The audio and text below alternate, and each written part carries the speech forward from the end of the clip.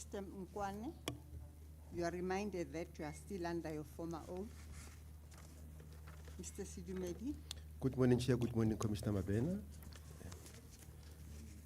Mr. Mkwane, last time when you adjourned, we were about to deal with your responses and or comments to the various queries that were raised by the different experts that testified before this commission. You had already given us your general overview of what your attitude is, or at least the department's attitude towards some of the issues raised, and in particular the fact that you are not necessarily averse to some of the things that they are raising, save to indicate that there might be different approaches in reaching the very same conclusion. You remember that? Absolutely, Chairperson. Yeah. Now, let's now go to paragraph 8.3 of your statement. So we'll deal with... What page? Apologies, Chair.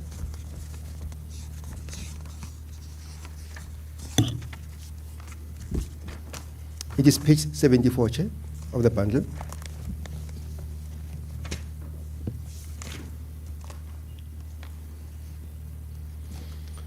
All right. Chair, again, just like we dealt with the responses to the Commission's questions, Yes. we did the same thing happened with the experts. You'll note, though, that some of the experts, there's an overlap on some of the issues. So some questions, I'll focus, spend time on them, but others I'll just skip over them because it's more a repetition of what the other expert might have said. Yes. Yes. Now, we'll first start with Dr. Zek on paragraph 8.3. On paragraph 8.3 of your statement, it deals with Dr. Zek. First, in terms of Dr. Zek, you summarize in paragraph 8.3 the key features that comes out of the statement. There are about 6 of them, and you propose in the statement that you will deal with each one of them. Can you see? Remember that?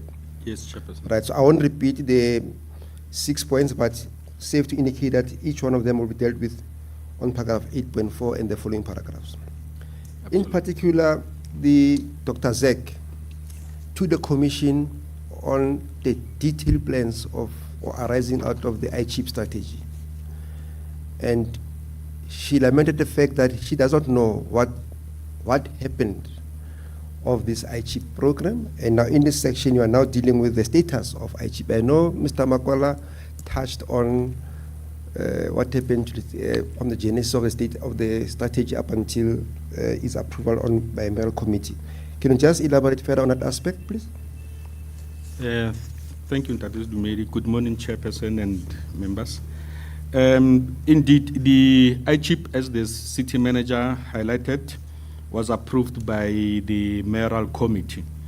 And city manager gave a narrative, a proper construct that it's an operational strategy that didn't necessarily have to go to council for subsequent approval, as the city manager highlighted. Be it as it may be, iChip resulted in, I would say, meaningful interventions that resulted in intergovernmental, interagency mobilization of interventions in Region F specifically. The logic, the policy parameters, the thinking of the temporary emergency accommodation, you get it directly from iChip. So subsequent implementation of programs, strategies, and related interventions under the T programs draws mandate from CHIP. If you look at Joshko's intervention in terms of the rental rooms that were developed. Maybe before we get there, first you confirm that iChip was not necessarily abandoned by the city. Elements of iChip are being used. Absolutely. You make a point there on paragraph 8.4.3 that despite the fact that it never went to council, it is still part of your programs. Absolutely, Chairperson. Now, you then say on the table, there's a table Yes. that appears under paragraph 8.4. What is the relevance of this table? Before we get to the specifics of what is listed therein, why do you deem necessary to bring this table before the commission? The intention of the table below and on 8.44 is to illustrate interventions that draws their mandates or logic or framework from the ICHIP policy. Correct. So in that, ICHIP had envisaged, amongst others, that there will be 6 programs that must be embarked upon. Absolutely. And now in this table now you highlight those 6 programs: TA, rental rooms, Yes. private rental rooms, Yes, Chairperson. social housing, Yes. emerging landlords, and ownership. Absolutely. And now just demonstrate to us, how do these programs, as were highlighted in ICHIP, how are they being interfaced with the various agencies or departments within the city? Thank you, Chairperson. If you look at the temporary emergency accommodation, it's largely driven by the city itself. As we've spoken about the 9 or 11 or so Ts that are in existence, albeit there are challenges, and also the Ts that we are planning, those that I've already referred to, that's actually throwing their existence from the T. Then JOSCO, it's primarily responsible for the rental stock, including student accommodation. Some of the developments in and around the Braamfontein area, Chairperson, are being driven by JOSCO. They'll be here to give a detailed account of that. But doing that as part of student accommodation and cheaper rental stock, it's actually part of their mandate. But within the confines of the inner city, JOSCO is not necessarily inner city vehicle only. It delivers social housing all over the city, but their footprint is predominant in the city because that's where the demand for rental stock is at. So they are basically doing that. Municipal rental stock, as I've indicated, is a primary function of a JOSCO. You know, private rooms development. The logic behind the development of private residential accommodation, it's also drawn from ICHIP. That's where you then had players like your Trust for Urban Housing Financing, TAF. I've met with the CEO about 2 weeks ago. He wants to reaccelerate the program of Trust for Urban Housing Finance, TAF, and also a company called the AFCO. I forgot the abbreviation, what it stands for. So historically, Chairperson, most of the private sector-led rental stock in the city were led by these 2 entities, TAF and then AFCO. In a meeting that we had almost 2 weeks ago, organized by SALGA, where I met with the CEO of TAF, the appetite to resuscitate the reinvestment and the development of private rental stock in the city is there. But the city must get the basics right: urban safety, urban management. So that is the drive that we are actually driving.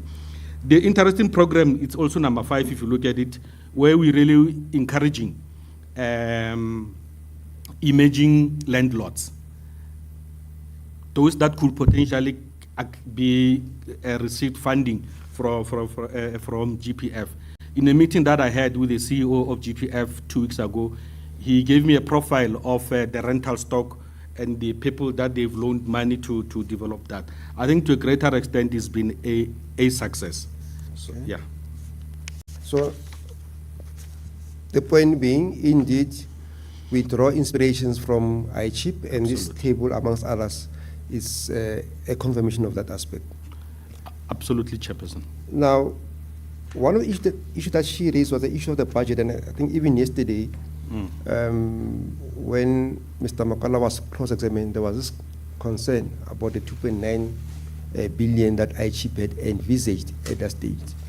So can you just explain, because on paragraph 8.4.5 there, you speak about ICHIP not being a line item on the budget. What do you mean by that? Yeah.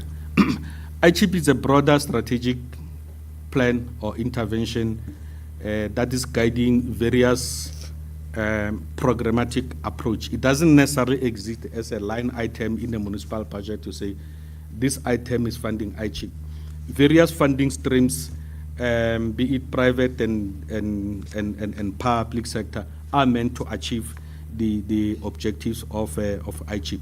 If you look at the figure that was flouted in ICHIP, which is extremely dated, looking at the at the time. The time lapses was about 2.9 billion, which could have resulted in, according to their modeling that they did during that time, about 8,000. So it meant extraordinary sources, multi-sources of funding that will then be channeled into the city to catalyze and implement the programs that drives the logic of iChip. I must put it on record, Chairperson, that 3 weeks ago I have engaged HDA, Housing Development Agency, to look at how we are going to review and re-look at iChip, its program. Some of the intentions of iChip might have been overtaken by events. Some of them need to be repackaged, restructured, reassessed, and to assess how best we could alter even better, if there's a concept like that, the iChip policy. It's one of the policies that I've agreed since I joined the department to subject it to a review of some sort. Thanks. All right. Now, despite you including terms about iChip and its good intentions, in paragraph 8.45, you concede that iChip in its full extent was not implemented to the extent as envisaged, and you raise around about 4 challenges that you are aware of. Can you just take the Commission through those 4 aspects? Thanks, Chairperson. The iChip proposed a particular logic behind the governance model. It didn't necessarily fly, but it's only recently that the Office of the COO, it's now the center of excellence that is driving the inner city programmatic interventions. So the entities and departments are now being held at the center. By way of an example, the program that is running right now on the highest impact visible service delivery being driven in the city is driven by the Office of the COO. So there's that intention. It's a very recent innovation that says the center of coordination will be there. So it wasn't necessarily there before, so it's starting to emerge. Yeah. Should I talk about the adequate budget for implementation? Yes, I think we did speak about, we don't have to repeat that, but I think the issue of the budget was extensively canvassed yesterday. Absolutely. And then now the recurring problem of the capacity of the Department of Human Settlement. Absolutely. I can even give a picture of the capacity of the department. We have about almost 60% vacancy of the approved structure. Then we have about 18% of the approved funded position. And to measure the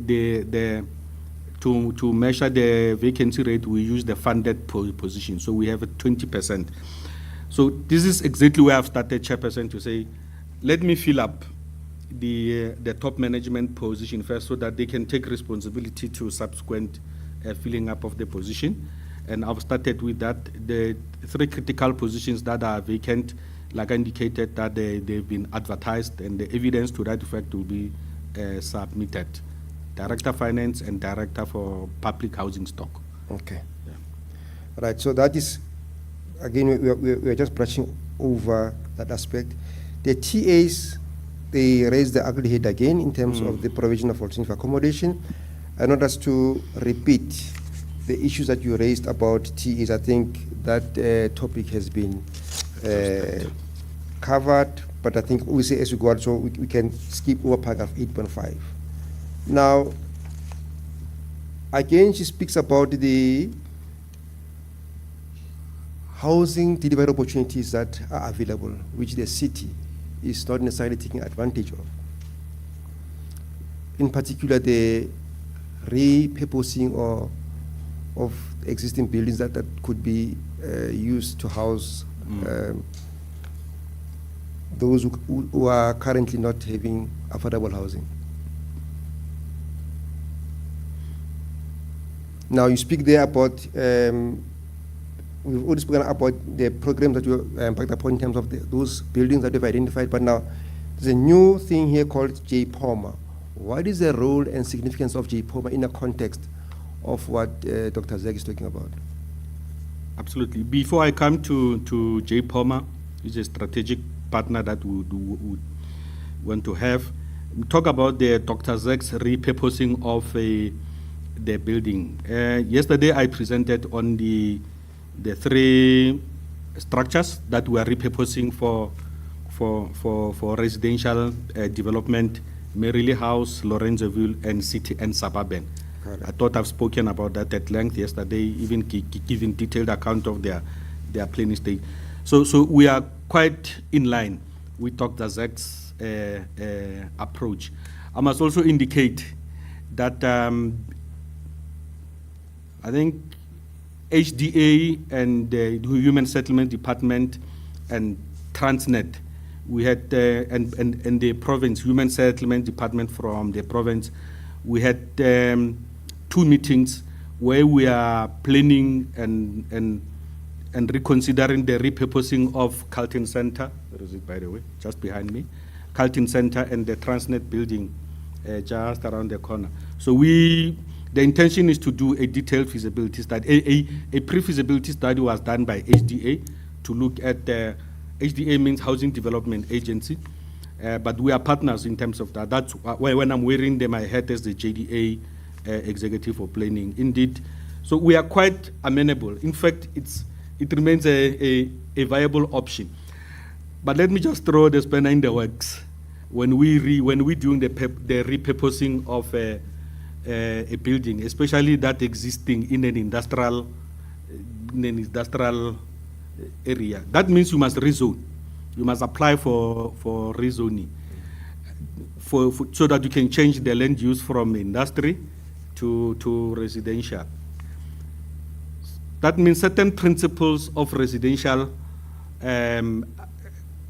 will have to be compromised. In a residential area, you might want to have a park, taxi facility, public transport.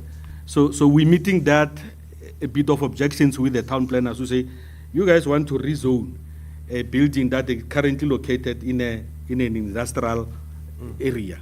So are you aware that a typical residential area, subsequent amenities for the densities that you are proposing should be a park, a school, a.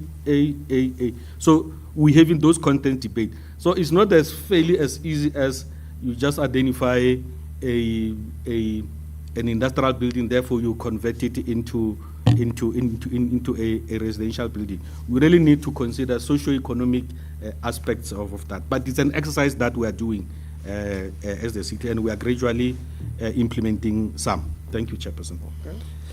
Then JPOMA? Oh, JPOMA. Yes.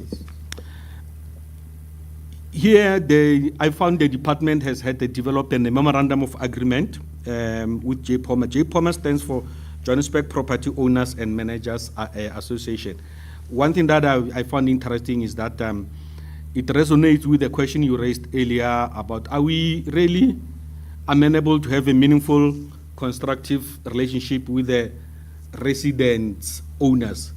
So the philosophy behind the city having direct relationship with residents in a building, not necessarily the owner, find expressions in this MOU. So in this MOU, that's where we wanting to, or we having the property owners, including the resident associations, coming to the party, discussing issues on how better we can share data, institute better governance, urban management, and drive compliance and safety of the building. So that is the thinking behind the JPOMA memorandum of association. I'm saying memorandum of understanding that we're currently having with the Johannesburg Property Owners and Managers Association. Yeah, later on, I would want us to expand more on this whole engagement with the resident association. But I know it's a topic that is quite close to the heart of Siri. Yeah. I think in one of the questions later on, we will tease out some of the aspects relating to the department's engagement, if any, with the resident associations. But on the last paragraph there, you are talking about the role of the Banking Council of South Africa. What's the relevance of this? Yeah. Remember, the Banking Council's interest is on the recovery of the loans that have been incurred, people developing the building. So when the building collapses, it's banks who suffers the financial risk. So the intention to sustain the viability of this building is to have an understanding and partnership with the Banking Council, so that we can resuscitate the concept of body corporates in these buildings. Body corporates, when they exist in building, chances of them being dilapidated, being taken over, being collapsing, being poorly managed are almost next to zero. And then therefore, by default, the stature, the assets becomes properly maintained. So with this kind of relationship that we want to have with Banking Council, with the aiming to resuscitate the body corporates in an area around the buildings that we are developing, the intention is to really maintain their stature, so that there could be proper governance and accountability, and mitigate and potential default of the owners, and mitigate any potential hijacking of the building.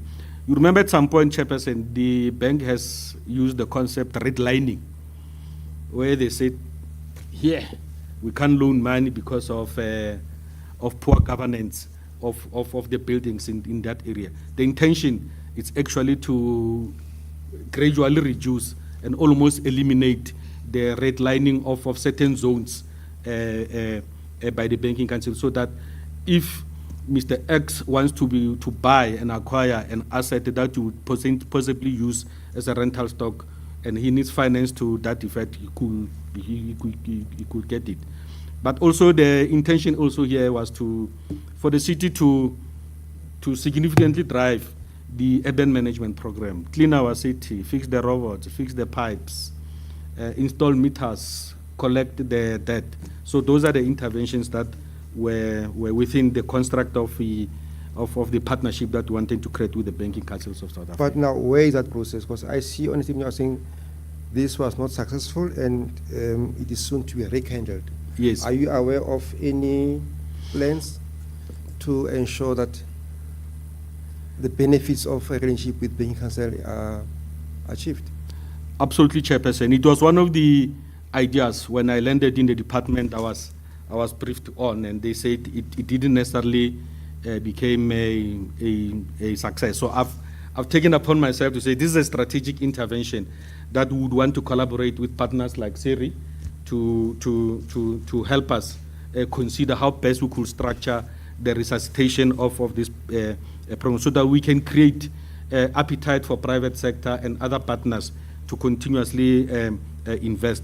If we can win the debate with the Banking Councils, and also we can, let me not say the debate, but winning the appetite of the Banking Councils to encourage reinvestment in the city by resuscitation of the body corporates, by getting help and partnership and technical advice from organizations like SERI, we could go a long way in terms of developing this inner city redevelopment. Thanks. Okay, we won't go to paragraph 8.7. It's a repetition of what we've been dealing with yesterday and for the past few days. Now, the concept of, she lamented the fact that ICHIP, amongst the many interventions, spoke of precinct planning, because you can't just have a building by building renovation. So she spoke of precinct planning. I know yesterday you testified about precinct planning, but all I want to tease out today, paragraph 8.8.2, those are the principles of precinct planning that come from ICHIP. Do you confirm that? Absolutely. Are these part of what you are doing as part of the current bad building strategy? Chairperson, I can confirm that these are the core principles that we are implementing. Borrowed from ICHIP? Absolutely. Now, there's a graph there that comes out of the IG program. We spoke of various precincts within the city that would be ideal as part of precinct planning. Now you make a point on paragraph 8.8.5 that these are part of a plan, but now you're focusing only on precinct 3. Can you just explain to the commission why the choice of precinct 3 and where are we in that regard? Historically, the city adopted a precinct planning approach, so that this wedding, elephants, you chow it, what do you call, bit by bit. So that is the logic behind the creation of a precinct approach. Historically, if you look at the most successful precinct by precinct approach, if you look at Braamfontein, at one point Braamfontein was almost going down to the wire. So a focused precinct intervention approach worked to contain and manage the precinct through structures like the creation of a business improvement division. I'm going to come back to that. If you look at Newtown, where we are, it's also a dedicated precinct. It was government came in deliberately to maintain the character, look and feel, and indeed urban redevelopment resulted in this creation of this shopping center and related accommodation, the banking city and the like. So the city adopted, consistent with the ICHIP, considered and adopted the precinct approach, where we go to a precinct, define its character, identify its potential maximum use that we need to do. But by the way, precinct approach is not necessarily being done by Human Settlement Department alone. If you go to a precinct, multiple departments becomes players. Human settlements look at the precinct from a human settlement point of view, economic development, resident, and many others. So if you look at the precinct that we have done, those that we are planning, for example, is around Moth Building. That is a precinct because it constitutes of about 3 or 4 or 5 buildings. The intention is to develop that precinct. Yeah. So if precinct 3, that's the precinct that we focusing on right now. It characterizes by GP's Town, where we are intending to build one of the T's. Also accelerated human settlement in that area. I must also put on record that if you look at precinct 3 chairperson, it's a designated priority human settlement development area, PHHD, priority human settlement development area, in consistent with the national policy on PHHD, priority human settlement. So GP's Town, it's part of the intervention that from a human settlement point of view, we're going to be making an investment. One of the things that we are doing is to construct a T. So this is the logic behind the precinct by precinct approach. And to that end, you attach SON6, a proof of a concept that looks at how that particular precinct will be developed. Am I correct? Yes. You don't have to go through, because we just see nice colors. But the point being, that's exactly what you are looking at in terms of precinct planning. Absolutely.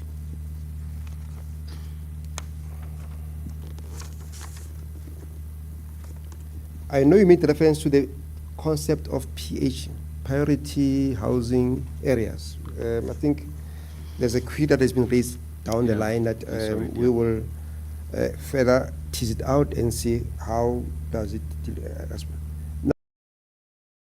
Now, confirm that Skosana Court, Pumlani and Fraser House are also part of the program of planning. Absolutely. If you look at the interventions we make in these 3 buildings, the intention was to approach them, refurbish them, repurpose them, and then use them as the rental stock that is developed by Joshko. So that is the logic behind the inner city precinct by precinct planning. Maybe I could also give other examples of precinct planning that are non-human settlement planning. You know, for example, JDA is currently planning 4 precincts in a city. We call them the public upgrade environment. in and around the High Court. We're planning redeveloping the area so that it could best represent the judicial precinct. We're doing another project called the Walkable Streets Network, where we are redesigning, repurposing, and restructuring 3 major streets in the city so that they could best represent the walkability. We want to encourage people to literally walk from point A to B, but then the design and the look and feel of the street must best reflect that. We're also doing a Mayfair, public upgrades environment. So those are the precinct planning concept that at this stage we are planning at the JDA. One of the greatest idea that we are planning at JDA is part of the precinct planning. That will even potentially include human settlement. It's Jack Minter rank, which is just around one of the biggest rank in the inner city. So when we approach a precinct planning, we go in with multiple sets of special concepts: residential, commercial, and or even with the residential, we want to play around various typologies of human settlement. So those are the precinct planning approach philosophy that we are advancing. In actual fact, Mr. Makwala spoke of a health precinct. Absolutely. In it's terms one of of them when he spoke of the Florence building, the partnership with Wits University. I can confirm that it's exactly one of the projects that if I were to wear my JDA hat, I'm primarily responsible for planning. In fact, that one is quite advanced in terms of the logic for implementation. It gives effect to say what will be the special characteristics, urban aesthetic look and feel of that health precinct. How should it look like? It's quite an interesting work that the department has done in that. So part of the implementation, including dealing with the Florence building. So the point here is that the department is not sitting on its laurels. Whatever these experts are saying, it is something that you are doing on a fairly regular basis. Absolutely, Chairperson. The experts pinpointed, and we are in sync. We are deeply aligned with their thinking. And I want to repeat the point that their timing could be perfect in that the department is doing major 2 policy review, the strategy of the department as well as the informal settlement policy. So we will be subjecting we'll be having workshops. After the current public participation round of the consultation, the next step is the experts panel where people will be inputting in the departmental strategy as well as the current policy on informal settlements. Okay. We leave Dr. Zek. We go to Ms. Lauren Royston. She was one of the experts that spoke about, and the key issues that come out of that testimony. There are 4 of them. The state's failure to implement policies or the lack of private sector involvement, the unavailability of affordable housing, again, that's a recurring topic, the non-provision of basic services to hijacked or bad buildings, and the important one that there has been no special measures that have been put in place to make provision for the vulnerable groups like women and children. Now, in paragraph 9.3, you respond to this assertion that you fail to implement or to involve the private sector in your in a manner in which the department or the city does its things. What's your response? I think the city went at great length to really develop policies and implement programs and strategies to really deal with issues of growth in urbanization, in migration of both legal and illegal, rural-urban migration. To a greater extent, city tried its level best, albeit the challenges of migration. I think it was in 2025, almost 5 years ago, in some urban development conference. The conference has to stop for few seconds to say history has been made. 50% of the world's population are now staying in urban environments. So it's just demonstrate the rate at which urbanization it's helping. It's being fast tracked. South Africa is not immune to that. Joburg is in particular. So with its limited resources, the city has gone great length with its intergovernmental partners, national human settlement, to try to create decent urban living for cities inhabitants, albeit the continuous challenges that continues to manifest. Okay. In the last paragraph, next section, you raise a point about the lack of appetite on the part of the National Treasury to fund private sector development. What's the issue there? Paragraph 9.3.4.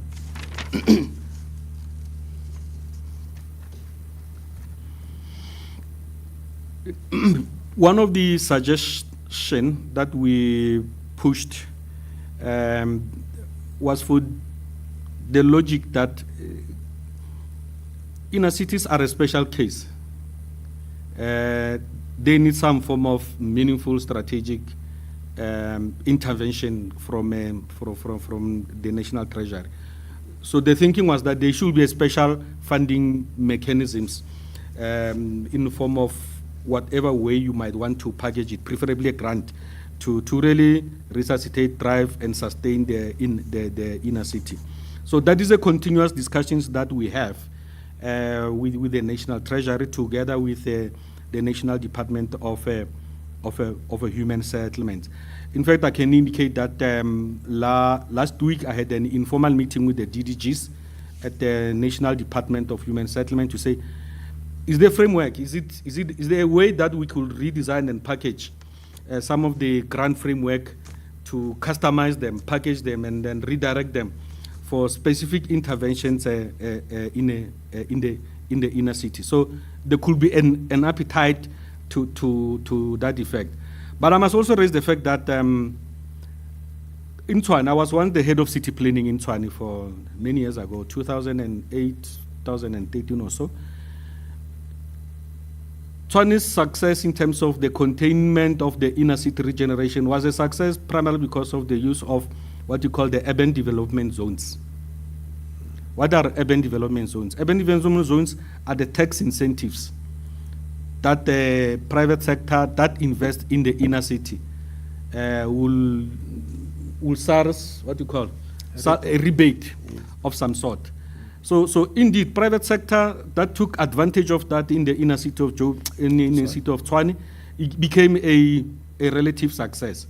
I'm pretty much uncertain on the experience of Joburg with related to urban development zones. That's where maybe the colleagues from SERI can help. If there hasn't been that, if the logic and the framework of the UDZ, Urban Development Zone Tax Incentive Program, wasn't effected, because I checked this morning to say, is this tax incentive still applicable? Yes. Even the framework was updated in 2024, as I was checking on the SARS website. So that is a tool that we need to use as the city to encourage and crowd in private sector investment to partner with us to develop the city.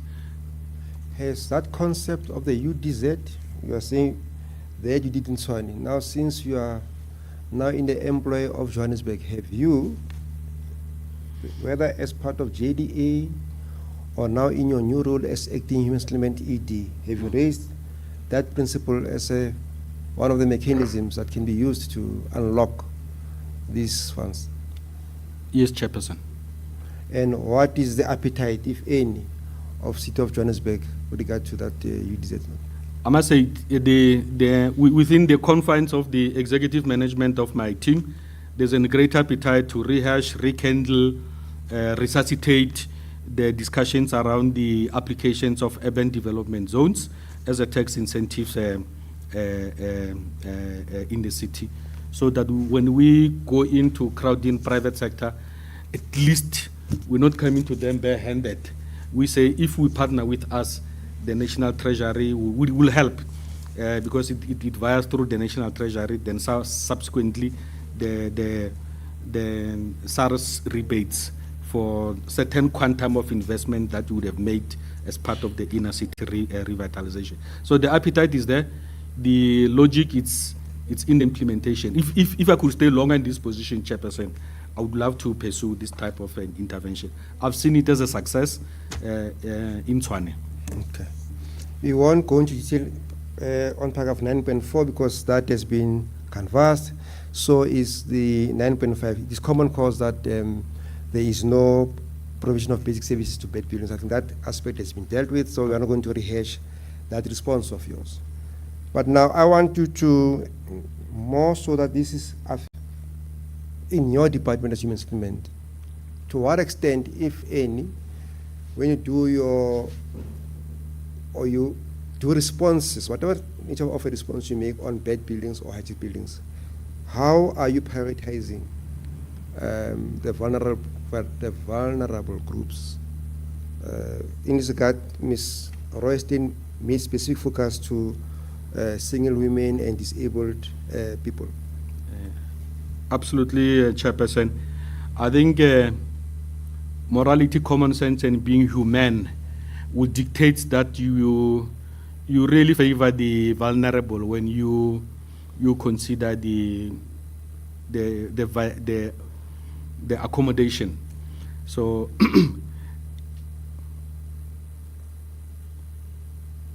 I might not have been there when the moth building was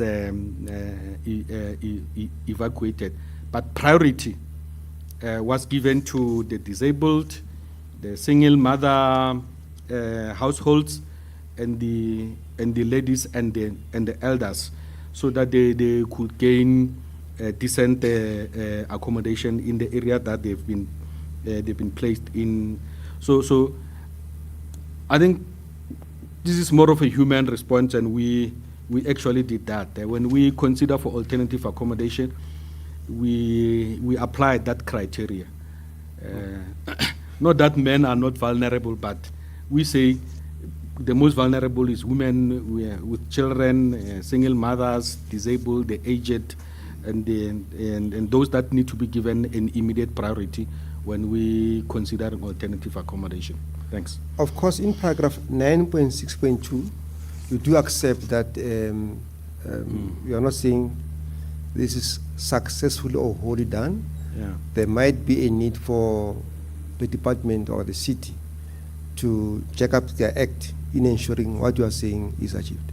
Absolutely, Chairperson. I sincerely agree with you. I can even, I think, punctuate it by the latest experience of this campaign that we're running right now, which we're intending to sustain. Social development over the past 2 weeks, they have managed to find shelter for the displaced and the homeless, preferably the character that I've given. And as I was reading the reports of a Department of Social Development, they gain traction, at least, Chairperson, in trying to find homes and facilities and accommodation for the displaced and the less accommodated people.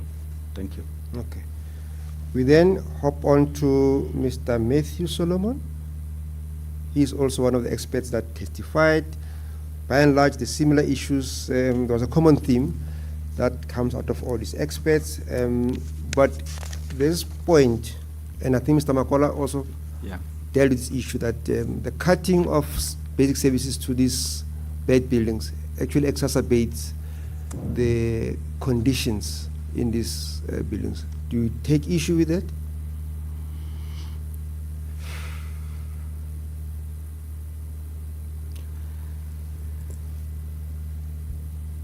You know, the cutting,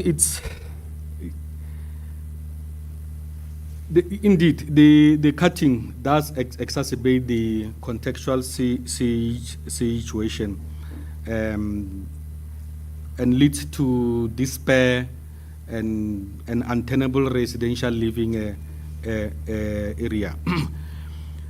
But half the time we realize that cutting remains the last option because of the state of disrepair of those buildings and the dangers, the associated dangers that it it represents. Okay.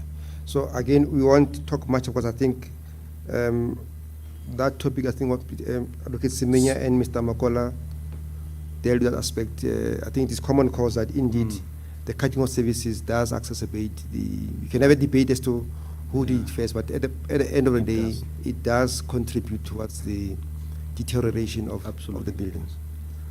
Now, the topic you spoke about earlier on about the participation or the involvement of inner city community. I just want to give you context here as well.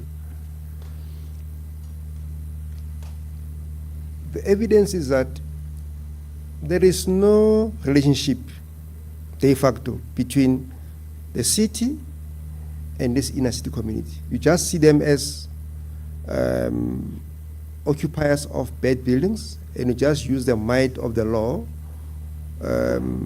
just to solve what you perceive to be a problem. So in the event that there could be meaningful engagement with these occupants, you might find other measures of not resorting to evictions. And I will touch as well on the next question. But first things first, what is the attitude of the department in terms of, on the issue of engagement with residents of these bad buildings?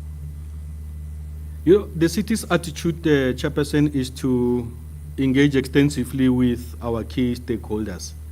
Inner city residents are just but some of the inner city residents. In my 2-month stay since I've been in the department, I think I've met with all major key strategic stakeholders. For example, tomorrow, it's Saturday, yes, we're meeting with the hostel dwellers. The whole of Joburg, we're meeting with the hostel dwellers. So we are extremely amenable, especially with the kind of leadership of the MMC, with the one that is heavy.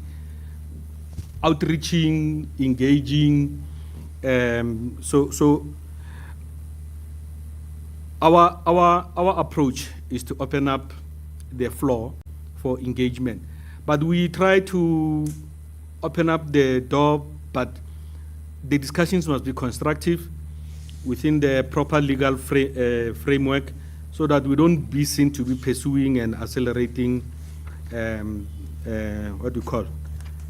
condone illegal activities. I mean, for example, I was just talking to it might be not necessarily within the confines of the inner city, but I'm talking to the community of Slovo Park on issues that are of an urban development in nature that needed to be implemented. Together with SERI, we are partnering to engage with the community of Slovo Park so that we could collectively engage. So we are a department that has opened up the door for meaningful engagement. Over and above that, the mayor has a third quarterly engagement with the Inner City Partnerships Forum. This is an event where the mayor leads, and all the institutions that have interest, that are doing business on or residing in the inner city, come and make submissions, presentation, engagements, and engages substantially with the city. It's one of the most progressive forums that the mayor leads, engages, and gives directions and sense of purpose and executions, and it results in action-orientated plan. So basically, we're extremely open and to engagement, as long as the intention and the objective is to realize sustainability, livability, safety, driving economic development opportunities, and general acceptance of urban livability. If the objectives of any player who's willing to partner with us resonates quite well with these 4 or 5 key points I'm highlighting, we remain open. In fact, I must say that since I joined the department, my mission has been largely driving stakeholder management and stakeholder understanding, so that I can get a sense of who's angry at us for what, and is it a better way that we could alter the relationship in the with the intention to drive a common strategic objective of creating decent urban living for everyone. So, in essence, we are amenable, extremely so. See, there's amenability as a concept, and there's reality. As a matter of fact, has the department taken any steps towards engaging? I take your point about your concern about not wanting to promote unlawfulness, but notwithstanding that aspect, has the department, as a matter of fact, engaged inner city residents on whatever issues that they might want to raise, to your knowledge? Okay. Personally, I might have not engaged in a formal setup, but throughout the city, we have engaged. Like I said, we have engaged with the community of Zandspruit community, the receiving community of Vleehof, where we moved the people to Varagegai. Vleehof in Soweto. We have engaged with the community of Vleehof. So we're having the next chapter possibly is the inner city structures and the engagement that we have. But yesterday I was just having an informal discussions with the colleagues from Zeri to say let's engage, so that when we go to the next forum, the next inner city partnerships forum that is chaired by the mayor, one could present that stakeholders in human settlement stakeholders in the city, in the region F specifically, we're having a thinking, and we're gravitating towards making amends on major policy issues and the likes. Yes, okay. Chairperson. Chair, the last question before we go on the tea break. Yes. Yeah. Now, the last point there that has been raised by, which touches again in a way to what we've been discussing, is the fact that the approach of the city is more of evictions, which by their nature end up traumatizing and in a way undermining the integrity of, not the integrity, like the humanity of those that are being evicted. You make a point there that obviously that's not the intention of the raise, but let's allow you to explain further what you mean with the response on 10.4. Indeed, I must concede that the rates have a negative psychosocial effect. Rates by its nature, it's not a consultative exercise. So it does negatively affect the residents. But if you check the purpose of the raids, in most cases they are in the best interest of law enforcement, but also to deal with the perception that hijacked buildings or illegally occupied buildings are harboring lots of criminal activities. So, and the intention in the process is to root out any potential criminals that are there. But I don't think raids are done in manner. The law enforcement philosophy is central to the conduct of raids. So, but you confirm that the intention, as to what the effect is, that's I don't think we can speak on behalf of those who are experiencing the raids, but the intention when these raids are embarked upon, it is not necessarily to traumatize and humiliate. Is that your position? Absolutely, Chairperson. Okay. Chair, so that we adjourn at this stage, this question will deal Yes. with the next expert. We'll take a 10-minute adjournment. Thank you, Chair.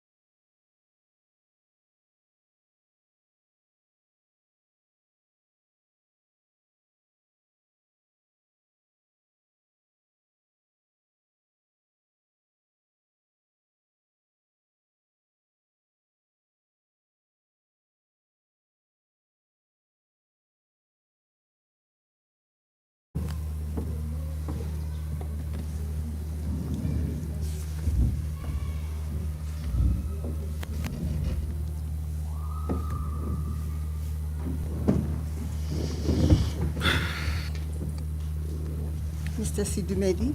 Thank you, Chair.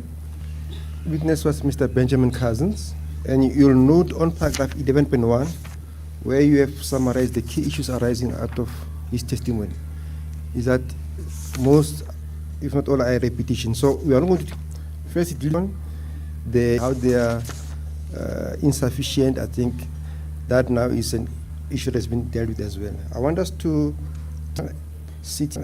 city programs or focus not those programs, the national programs and city programs focusing on buildings, not occupants. And that you'll find in paragraph 11.5. So we'll, in a sense, skip Chair 11.2, 11.3 will be skipped because it's a repetition of what has been said. We know it's just said in different languages or tones, not the same language, but tones and different points of emphasis. So on 11.5, the complaint is that the focus of all these programs that you are involved in, they are so structure or building oriented without taking into account or focusing on the needs of the occupants, which is why, as an example, even yesterday when we were speaking about the ESP, the focus was on the fact that the building that is being occupied is a commercial building, but forgetting the fact that the inhabitants of those buildings might ordinarily qualify for some of our programs. So that is the point that is. I think the city manager went at hand to give context of the ESP program. But with respect to human settlements, the number of interventions that are being made, our implementing agency, Joshko, like we said, it's primarily responsible for implementing the rental stock in the inner city and even outside of the inner city. The other program that we're running is obviously the RDP, the walk-ups. Previously, Chairperson, there wasn't an appetite for RDP walk-ups. Currently, we are implementing those programs. The other program that we're implementing is what you call the violence-linked subsidy program, where they have already indicated that the deposit and the conveyancing and legal fees of first home dwellers applications get funded for by the state. So those are the programs under the auspices of the human settlements that we are packaging for the city residents in various typologies of human settlements. So what is your direct response to an assertion that all these programs are just focused on buildings, not the beneficiaries? Ultimately, they touches a human being who's a beneficiary, who then gets to stay in a state-owned issued residence, who get to stay in a residence that is managed by Joshko's ability. Finally, the package of getting access to a finance-linked subsidy. So finally, these programs zoom into an individual who benefits directly out of this problem, the programs. To an extent that it can be demonstrated that these programs are indeed focused on buildings, right? Assuming that was true, what is the ability of the city to change programs that have been designed by National? It's almost impossible when the policy it's passed by the national government. It's a policy. It's therefore a directive. But one thing for sure, that happens is that the policy development process in the context of South Africa, especially in the human settlement sector, it's quite engaging, and they get subject to review. But the policy national directives gives national directives. These are the defining parameters within which we need to operate. So as a level 2, I think you said you are accredited as a level 2 municipality. Is there any leeway? Do you have any liberty of changing the programs?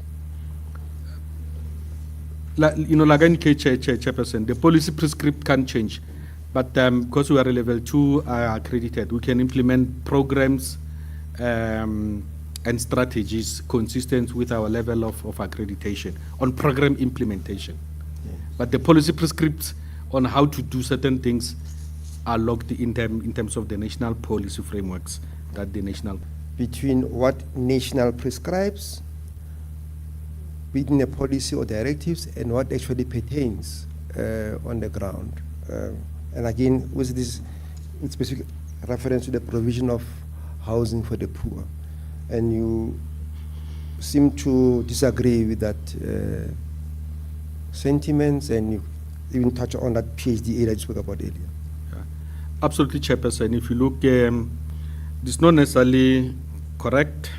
All measures that we are implementing are consistent with the National Policy Directive. And we do everything possible under the sun to make sure that there's proper alignment in terms of program planning and execution. I'll just give you an example. On Tuesday, I have to be in a MINMEC. What is MINMEC? MINMEC is a meeting of minister and MEC and cities. So I have to be there where policy directives, compliance, programming, and reporting, it has to be done. Because we are a level 2 accredited, we get directly the funds from national government. This is a forum where me and the MMC is the member of mayoral committee. This is where we account and report on national policy programs and the funding that we subsequently receive to implement the programs of national government. Driving development. One of the major criteria that we are driving development. One of the major criteria that we are factoring into the design principles is affordability, and we having that. One of them also the development we are having that. One of them also the development we are factoring is that there should be a portion of land for Josco to do the social housing. So hence, an example is the colleagues is the residents of Moth that were moved into the city-owned rental stock in Vleehof. Okay, thank you, sir. Again, we want to deal with the next one. The next one, provision of affordable service to the poor, and provision of affordable service to the poor. That is, we have already touched on the concept of engagement with the organizations that, of course, we have been advised that some of these residents, they are actually in an organized fashion. In actual fact, Mr. Advocate Prickhill put it to Mr. Makola that they are, we used to call them house committees at the varsity, but there are structures that are being used. They're not necessarily in a form of body corporate, but I think those are forums that are there to organize the, but I think you did make an article that there would be some form of engagement in those forums, and yourself as well, you did speak about that. So we'll skip that aspect. And we then go to Ms. Heather Dodd. Previously yesterday, you did touch on some of the issues that Ms. Dodd spoke about, in particular the architectural model that she was proposing in terms of alternative ways of. So now, on paragraph 12, it's a summary of the issues that she has raised. Absolutely. We want, 12.1.4, we spoke about that, the whole issue of the need for the current or some of the buildings occupied, owned by the city to be released to the private sector. The CM spoke about that. We want to touch on the rental options that has been canvassed. Bylaws, it has been flogged considerably. What I want us to focus on is there's a different nuance on 12.1.1. The issue here is that the developers are not necessarily so keen to participate in the inner city. And this is one of the things that contributes to the lack of affordable housing or housing within the inner city. So you're not able to retain these developers or investors in the inner city. What is your response? You know, private developers are in for the money, and they would love to operate in a investor-friendly that guarantees return on investment as well. So it goes back to the point that I said campaign that we sustained. We were really wanting to demonstrate that the city is serious about urban management, urban strategy, especially in the inner city, so that we could recreate the confidence that investors could then come. But investors, over and above wanting a stable policy environment, they need incentives so that they could realize their investment. One of the ideas that I'm pursuing is like I indicated, is urban development zones. So when we create stability, creating a proper governance, when we have urban management systems intact, we cleaning the city, there's safety, potholes get fixed, robot get fixed, best pipe gets fixed, traders, legal and illegal traders are organized. Then you are creating a conducive environment for the investors to come to the party. That's exactly what we're doing right now, so that we could potentially partner with investors to drive inner city human settlement. In actual fact, yesterday, Advocate Semia did raise with the city manager that basics like jaywalking, those, it might sound minuscule, but in the bigger scheme of things, it contributes to the lawlessness in the city. Absolutely, it was a direct relevant example.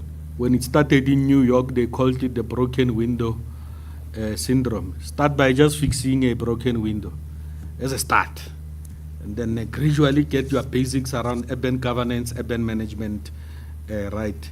Yes. It's quite fascinating on how Rudy Giuliano got New York right from 1980s decay. It's quite an interesting analogy. If you see, it's available on Netflix if you get a chance.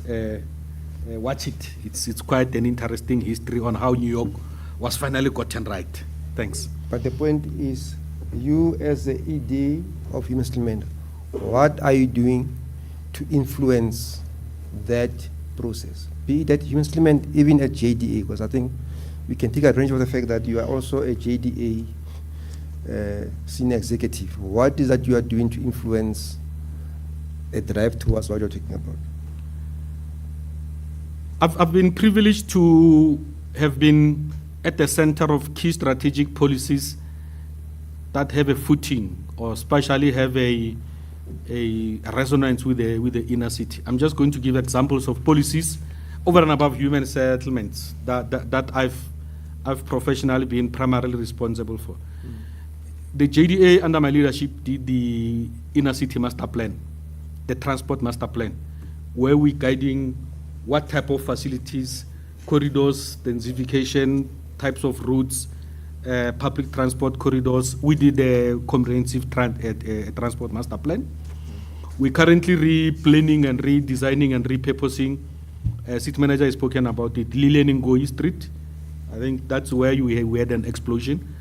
So we say we want to take advantage of that disaster to relook at how best we could restructure that main corridor.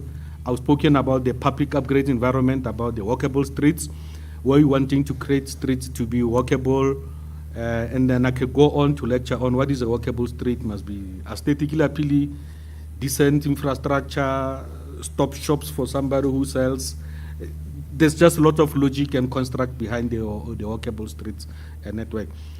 As I'm talking right now, I'm primarily, wearing my JDA head, I'm primarily responsible for the redevelopment of Jack Minter and Car Street taxi rank, just around the corner here, and the biggest taxi rank in the southern hemisphere called Jack Minter, which is just here. So I'm primarily responsible. So if you look at my responsibilities at the inner city, I'm saying at JDA are centered around the inner city, from planning of inner city projects for both transport as well as the public upgrades environments. That is essentially what I'm driving and pursuing. So I've been privileged to have had an advantage of understanding the inner city in its own totality, including planning and implementing some of the human settlement projects. But you accept that all those plannings are in your desk and computer. The experience of the residents, there wouldn't be a complaint about the fact that the streets are not walkable. I do accept that you're planning and conceptualizing those happen. Now, the interest of the commission would be, at what point would there be a physical manifestation of the issues that you are testifying about? Absolutely, Chairperson. You know, that's when I went to university to study planning. Yeah, that's what I have, a master's degree in planning. So that's my core job, to plan. The second part of the equation is then to subject this planning to the funding. That's exactly what I'm doing right now, at least to say, planning, can you get funding to implement the walkable street network? It's about 100 million to make all major streets to represent the thinking of walkability. To implement the T in Merrily House, we costed it. It's about 89 million or so. So my job now at this level as an executive is now begin to convince the budgetary decision makers to say, I've planned done my part from planning side.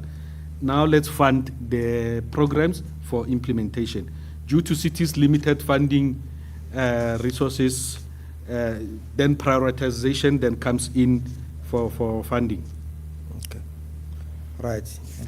One of the last ones is not last, which a different issue altogether that has now been brought before, is a complaint that one of the things that contributes to these delays is that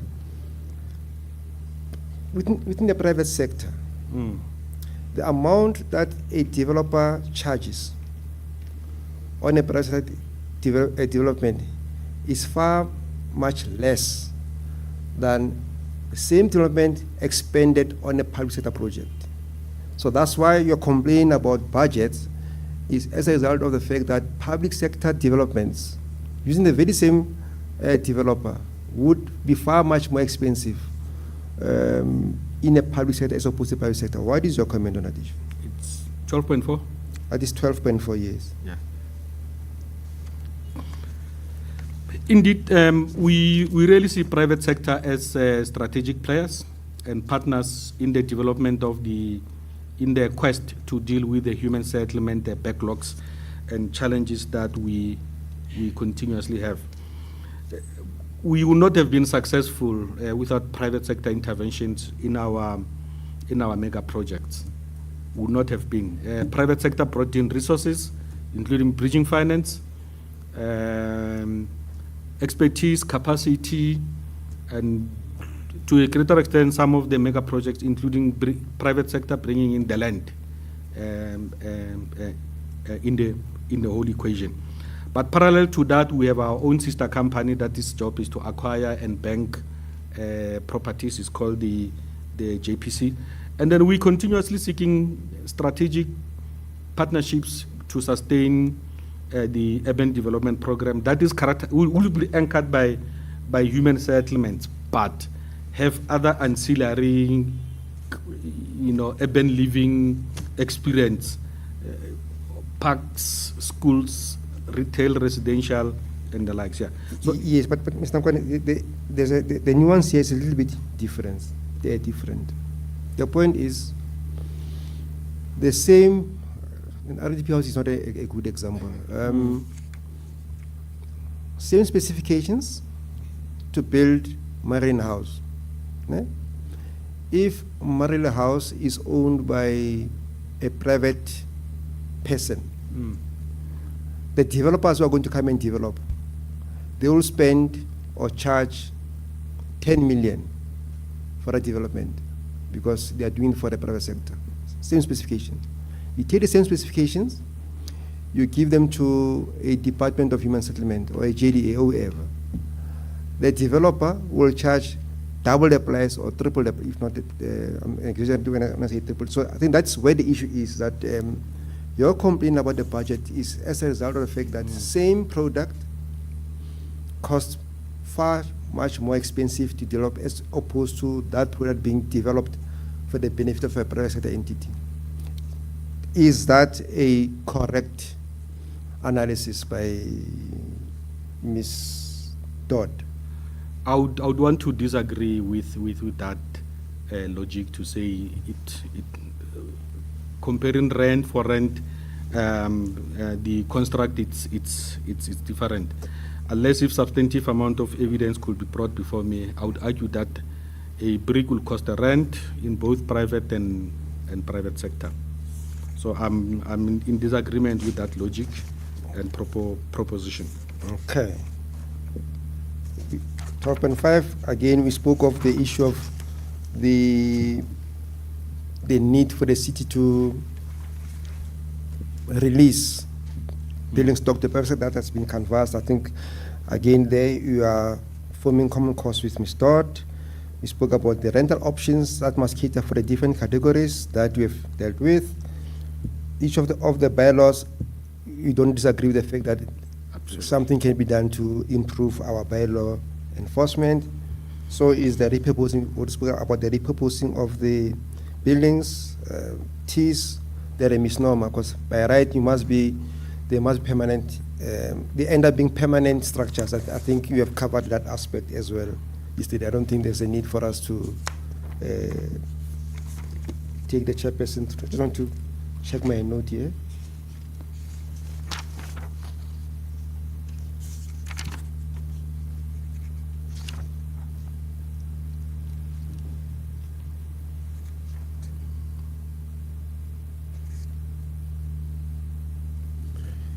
I think that this aspect as well on the cost effective, I think she was speaking about the different, if you go to paragraph 12.10, just confirm that is a topic regarding the studio types and the clusters. I think you even express your own views about issue of shared, Yes.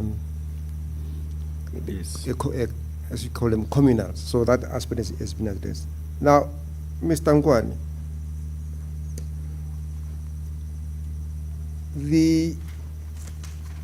in conclusion, yes, the city has been a key player in these proceedings. But within the city, I think we cannot deny the fact that the most critical department in ensuring that, not the only, but the most critical department in the city that bears the responsibility of resolving some of the issues that led to the Institution of this Commission sits with the Department of Human Settlement. Now, for the chairperson to go away and write a report, she needs to get an assurance that the department is actually jacked up, no more excuses, and is jacked up to give her the comfort that, notwithstanding the challenges, this is a city that is functioning and a department that is functioning and is able to, at least within its ability, to resolve the issue. So what assurance can you give the Commission? Albeit the fact that I'll be, my contract is lapsing in the next few weeks. If I could stay longer, Chairperson, 5 key meaningful interventions that one was thinking of making, and I've already made reference to them. Capacitate the department from every conceivable angle. Just before I came in this morning, I signed off a few acting letters just for the colleagues who are acting in positions. I'm happy with that process. Capacitate the department by filling up critical position. That's number 1. Number 2, take the departmental strategy for peer review, acceptance, and it be properly funded. Lobby for additional funding of the department. Number 3, finalize the informal settlement policy. the one that we have started, so that it can generally be accepted. Which one is that one? Yes, informal settlement policy. Yes. Yes, we currently doing the public participation consistent with what the law says. Yes.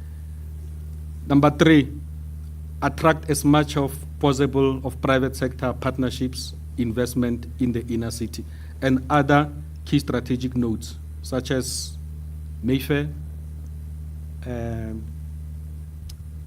next to Fourways Mall, Randbeck, and other secondary nodes, because they are starting to experience a similar decay. It needs decisive, immediate action to cap the potential delays of these secondary nodes. Crowding private sector players as much as possible, and create a partners and create a responsive environment. So those are the elements that will then form the basis of the department, over and above your common issues of lack of funding, but crowding in of private sector players, creation of a conducive environment, creating incentives for them to invest, sense of partnership with structures that could potentially partner with us for a drive for a common cause. It will be, and continue to make noise about the departmental position on resources that are limited. You know, MINMEC, like I said, it's a political meeting where ministers meet with MEC and MMCs of human settlements. It's usually preceded by the technical one, chaired by the Director General of the department in the province. You know, in my 2 months position, I've been the one of the most vocal advocate of funding for human settlements in its own totality, including reviewing some of the critical policies. I give an example. The intention was to move the funding of USDG to fund, USDG is our grant that we use to fund the bulk infrastructure. So I advocated that not all the money must then move into trading services. Some funding must then remain as part of the funding model to fund the infrastructure for human settlements. I hope and pray that on the next week, Tuesday, when the Minister of Finances announces the budget, this thinking and philosophy will have cascaded through. We still have challenges. They are historical, but innovation, creativity, partnerships, and being responsive and to stakeholders will really put the department and the city on a different trajectory. Correct. Thanks, Chairperson. We accept that you are not in charge of what will happen beyond the expiration of your acting position, right? That is something which is why what would want to hear, at least on my side, is a divorcing of a persona from the department, because the department will always be there beyond the end of March. To what extent, assuming that indeed your policies are talking about, to what extent will this department continue to at least ensure that some of the things that you are speaking about are given effect to?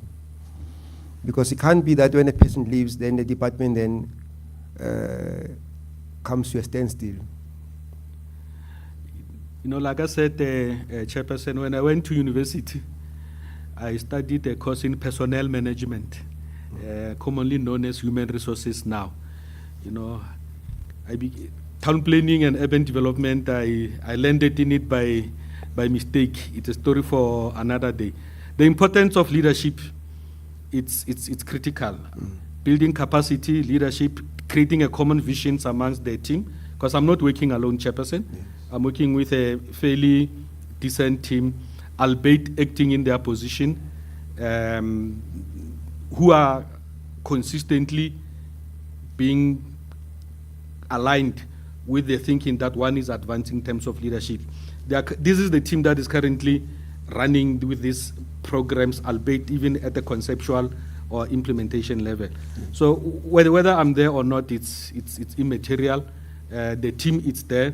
It's commonly it's energized to sustain. But it would be ideal to have a leadership of the department being confirmed and then it moves along those lines. Thanks. Thank you, Chair. That is all that we had for Mr. Nkwane. Before okay, no, but if we can propose that the Mr. Nkwane statement be admitted, Chair, as Yes, we'll do City that at to- the end of cross and questions put forward by the evidence leader. Thank you, Chair. Yes. I think we had agreed yesterday that we'll adjourn the proceedings at 12 o'clock due to Ms. Sitole's non-availability. I think this would be an appropriate time then to adjourn until Monday at 10 o'clock. Thank you, Chair. Can you please remind Mr. Nkwane that he's not done? Just in Mr. case. Nkwane, you are please reminded that you have to be here before 10 o'clock on Monday. Thank you, Chairperson. Thank you. Thank you, Chair.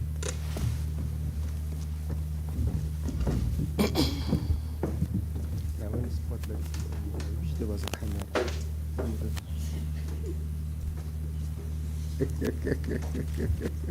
Miss Sithole.